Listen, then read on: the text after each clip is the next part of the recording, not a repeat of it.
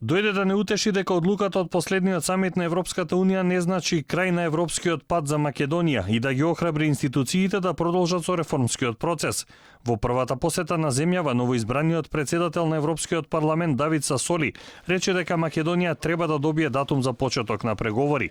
Информира дека на самитот немало изрично не, но дека 3 земји имале дополнителни услови за Македонија и Албанија.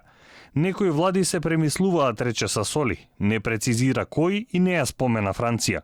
За време на последниот совет на Европската Унија имаше приговори кои што доаѓа од 3 влади на земји членки од 3 земји. И овие предлози, да кажеме, дека не доведоа до окончување и заклучување на одлуката. Во суштина не се чу не. Имаше еден вид на ословување. Се постави условот и прашањето дека треба нешто повеќе да се стори. Според премиерот Заев, Македонија нема друга алтернатива освен да продолжи со реформите.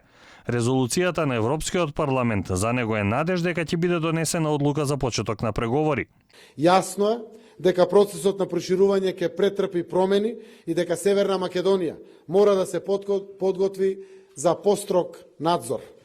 Но ние на тоа гледаме како предност за нашата трансформација.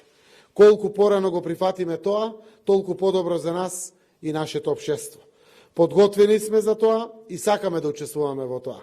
Сасоли имаше средби со председателот Пендаровски, а утре во собранието се предвидени средби со спикерот Талат Джафери и координатори и представници на политичките партии.